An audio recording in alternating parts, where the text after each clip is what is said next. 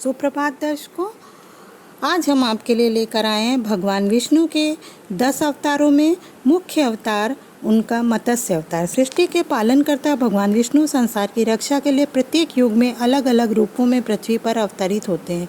मुख्य रूप से भगवान विष्णु के 10 अवतार बताए गए हैं, जिन्हें दशावतार भी कहते हैं।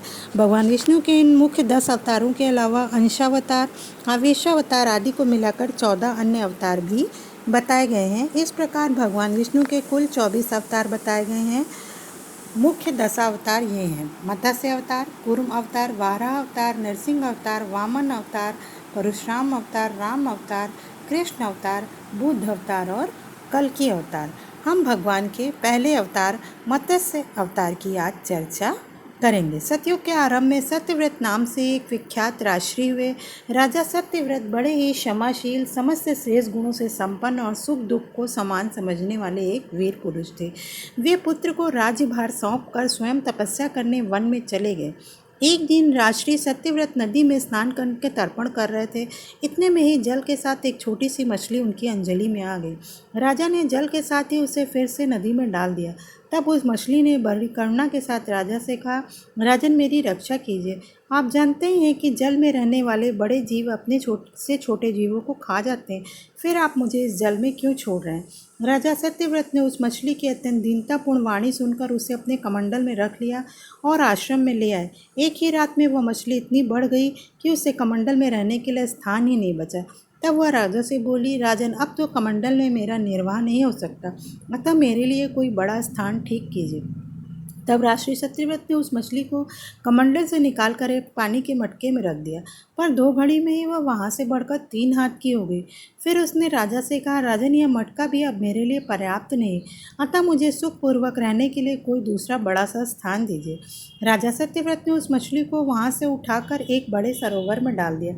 कुछ ही समय में उस मछली ने उस सरोवर के जल को भी घेर लिया। तब हार कर राजा ने उसे समुद्र में डाल दिया। समुद्र में छोड़े जाते समय उस लीला मत्स्य ने कहा, राजन, समुद्र में बहुत से विशालकाय प्राणी रहते हैं, वे मुझे निगल जाएंगे, अतः आप मुझे समुद्र में मत डालिए। मत्स्य रूपधारी भगवान की बात सुनकर राजा सत्यव्रत की बुद्धि भ्रमित हो गई। तब उन्होंने पूछा, मुझे मत्स्य रूप में मोहित करने वाले आप कौन हैं? आपने कुछ ही दिनों में अपने आकार से एक विशाल सरोवर को आच्छादित कर दिया। ऐसा पराक्रमी जीव मैंने आज तक न देखा है, न ही सुना है। निश्चय ही आप साक्षात सर्वशक्तिमान सर्वव्यापी श्री हरि हैं। हे पुरुष श्रेष्ठ, आपको नमस्कार है। कृपा करके यह बताएं कि आपने यह मत्स्य रूप किस उद्देश्य से धारण किया है? राजा के इस प्रकार पूछने पर मत्स्य भगवान बोले, शत्रुसूदनाश से 7वें दिन तीनों लोग प्रलय समुद्र में निमग्न हो जाएंगे। उस समय प्रलय काल की जलराशि में त्रिलोकी के डूब जाने पर मेरी प्रेरणा से तुम्हारे पास एक विशाल नौका आएगी। तब तुम समस्त औषधियों, छोटे बड़े सभी प्रकार के बीजों, प्राणियों के सूक्ष्म शरीरों को लेकर सप्त ऋषियों के साथ उस बड़ी नाव पर चढ़ जाना और निश्चिंत होकर उस जल में विचरण करना। उस समय प्रकाश नहीं रहेगा, केवल ऋषियों के दिव्य तेज का ही सहारा रहेगा। जब झंझावात के प्रचंड वेग से नाव डगमगाने लगेगी, उस समय मैं इसी रूप में तुम्हारे पास आऊँगा। तब तुम वासुकी नाग के द्वारा उस नाव को मेरी सींग में बांध देना। इस प्रकार जब तक ब्रह्मा जी की रात रहेगी, तब तक मैं उस नाव को प्रलय सागर में खींचता हुआ विचरण करूँगा। उस समय तुम्हारे प्रश्न करने पर मैं उनका उत्तर दूंगा, जिससे मेरी महिमा तुम्हारे हृदय में प्रस्फुटित हो जाएगी। यह कहकर मत्स्य भगवान अंतर्ध्यान हो गए। राशि सत्यव्रत भगवान के बताए हुए उस काल की प्रतीक्षा करने लगे। जब प्रलय का समय नजदीक आ गया, तब सत्यव्रत अपने आश्रम के समीप आसन बिछाकर भगवान श्रीहरि के ध्यान में निमग्न हो गए।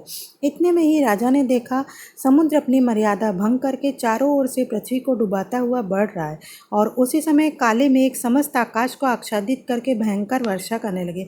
तब उन्होंने भगवान के आदेश का ध्यान किया और तभी कहीं से एक बड़ी सी नाव उनके सामने आकर रुक गई। फिर राजा और अपने सारे बीज और प्राणियों के सूक्ष्म शरीरों को लेकर सप्तऋषियों के साथ उस नाव पर सवार हो गया। तब सप्तऋषियों ने प्रसन्न होकर कहा, राजन, केशव का ध्यान कीजिए, वे ही हम लोगों की इस संकट से रक्षा करेंगे। इसके बाद राजा के ध्यान करते ही श्रीहरि मत्स्य रूप धारण करके उस प्रलय के जल में प्रकट हो गए। उनका शरीर स्वर्ण के समान देदीप्यमान था, अत्यंत विशाल था, उसके एक सींग भी था। राजा ने पूर्व कथनानुसार उस नाव को वासुकी नाग के द्वारा मत्स्य भगवान के सींग में बांध दिया और स्वयं प्रसन्न होकर भगवान की स्तुति करने लगे। राजा सत्यव्रत के स्तवन करने के बाद मत्स्य रूपधारी पुरुषोत्तम भगवान ने प्रलय जल में विहार करते हुए उन्हें तत्व ज्ञान का उपदेश दिया, जो मत्स्य पुराण के नाम से प्रसिद्ध है।